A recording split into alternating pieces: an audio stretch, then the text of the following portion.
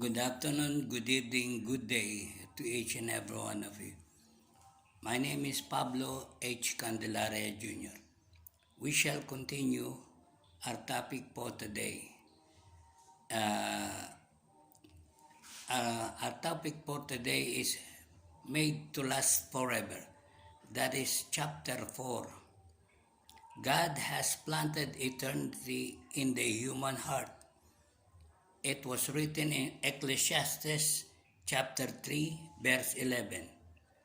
Surely God would not have created such Surely God would not have created such a being as meant to exist only for a day.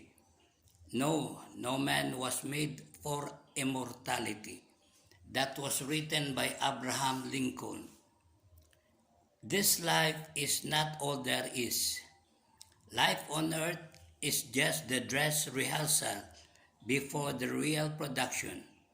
You will spend far more time on the other side of death in eternity than you will here. Earth is the staging area, the preschool the tryout for your life in eternity. It is the practice workout before the actual game, the warm-up lap before the race begins. This life is preparation for the next. At most, you will live 100 years on earth, but you will spend forever in eternity. Your time on earth is, as Sir Thomas Browne said, but a small parenthesis in eternity. You are made to last forever. The Bible says God has planted eternity in the human heart.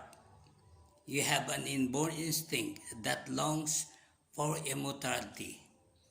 This is because God designed you in His image to live for eternity. Even though we know everyone eventually dies, death always seems unnatural and unfair. The reason we feel we should live forever is that God wired our brains with that desire. One day your heart will stop beating.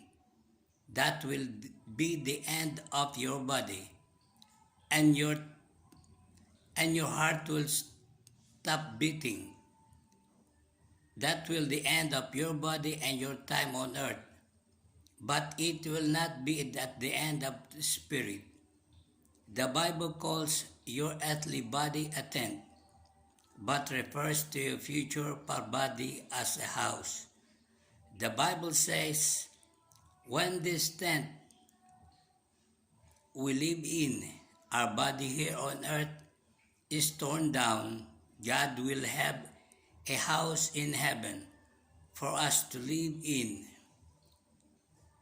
a home He Himself has made, which lasts forever. While life on earth offers many choices, eternity offers only two, heaven or hell. Your relationship to God on earth will determine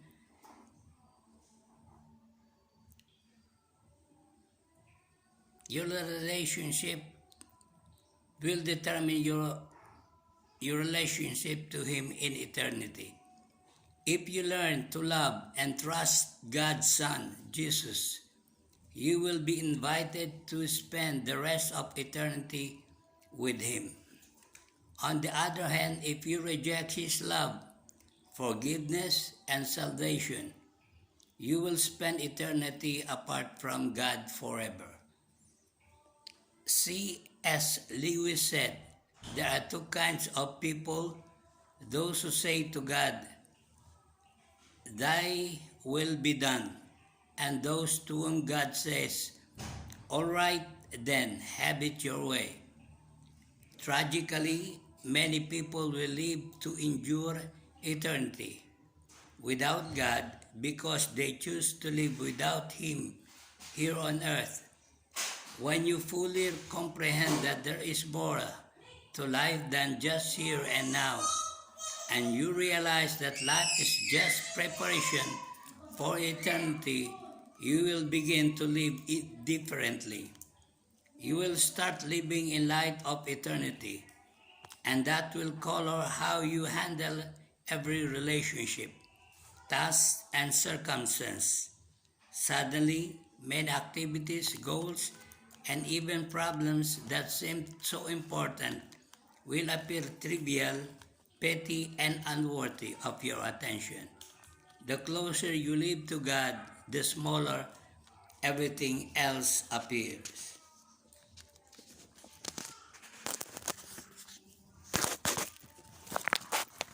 When you live in light of eternity, your values change. You use your time and money and morals wisely. You place a higher premium on relationship and character instead of fame or wealth or achievement or even fun. When your priorities are reordered, keeping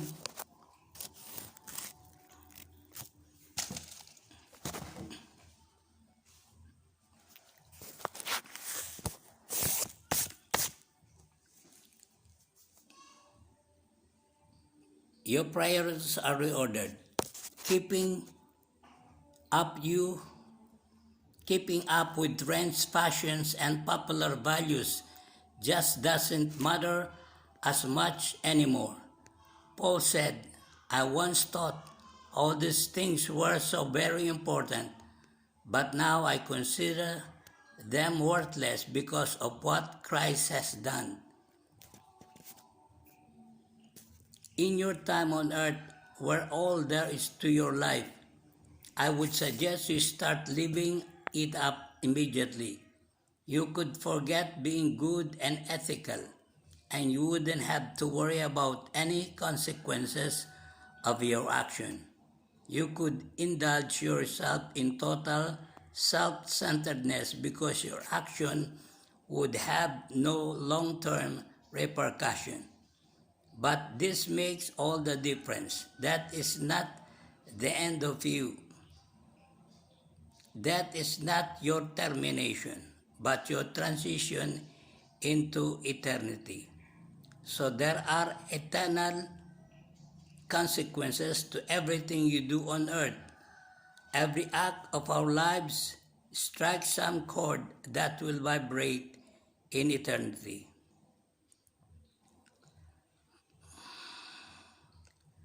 This is the things that I want to emphasize to you, brethren, that according to this book, no one could ever stay longer. But we are made live forever, not in this world, but in the afterlife. This is Papa Charlie Juliet or Pablo Candelaria Jr. wishing you all the best and may God bless us all. Goodbye.